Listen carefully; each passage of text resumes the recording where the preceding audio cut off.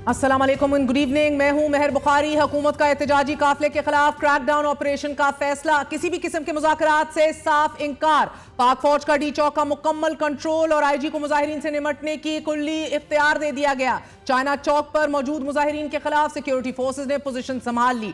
D चौक की तरफ बढ़ने वालों को फौरी गिरफ्तार करने के अहकाम जारी। इस्लामाबाद के ब्लू एरिया में शाम से मैदान जंग का मंजर। ब्लू एरिया के 4 मुरब्बा किलोमीटर इलाके में मुजाहिरीन का पुलिस पर पथराव। रद्दे अमल में पुलिस की शेलिंग के बायस सांस लेना भी दुश्वार। शाम से ही ब्लू एरिया की तमाम मार्केट, जिना सुपरमार्केट, मेलेडी मार्केट और आपारा मार्केट्स बंद। ब्लू एरिया के कुर्ब जवार से सड़कों पर खड़ी गाड़ियों को हटा दिया गया है और ब्लू एरिया की तरफ जाने वाले तमाम रस्तों पर सिक्योरिटी फोर्सेस की भारी नफरी तैनात। ब्लू एरिया के 1 से 1.5 किलोमीटर के इलाके में हजारों अफराद मौजूद और ये इतलात भी आ रही हैं कि बुशरा बीबी अली अमीन गंडापुर को डी चौक की तरफ पेशकदमी करने पर मजबूर कर रही हैं। कारकुनों को बार बार यह हदायत दी जा रही है कि वो अली अमीन गंडापुर को फॉलो करते हुए डी चौक की तरफ आगे बढ़ाएं। हुकूमत का यह दावा है कि एहतजाजी काफिले की बाग दौड़ वजीर आला अली अमीन गंडापुर की बजाय बुशरा बीबी के हाथ में है और बुशरा बीबी की हदायत पर ही मुजाहिरीन को डी चौक की जानिब बढ़ने पर मजबूर किया जा रहा है।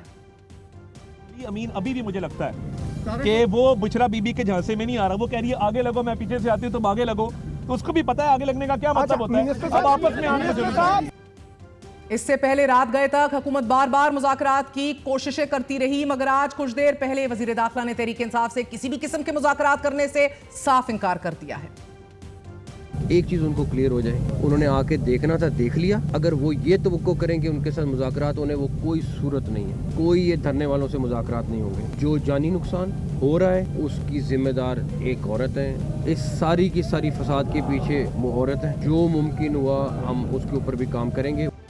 मुज़ाकरात से कुल्ली इंकार से पहले वज़ीर दाखिला ने यह तस्दीक भी की थी कि पीटीआई की आदत से संगजानी के मकाम पर पड़ाव डालने पर इत्तफाक हो गया था, मगर फिर खुफिया हाथ मुतहर्रिक हो गए और अब से कुछ देर कबल बैरिस्टर सैफ भी इस बात की तस्दीक कर रहे हैं कि इत्तफाक हुआ था, बल्कि इमरान खान भी राजी हो गए थे। लेकिन इसके बरक्स फिर भी डी चौक की तरफ बढ़ा गया। वफाकी वज़ीर इत्तलात अता तार ने भी मुजाहिरीन की पुरतशद्दुद कार्रवाइयों के रद्द अमल में यह दावा किया है कि मुजाहिरीन की आड़ में अफगान शहरी भी एहतजाज में शरीक हैं।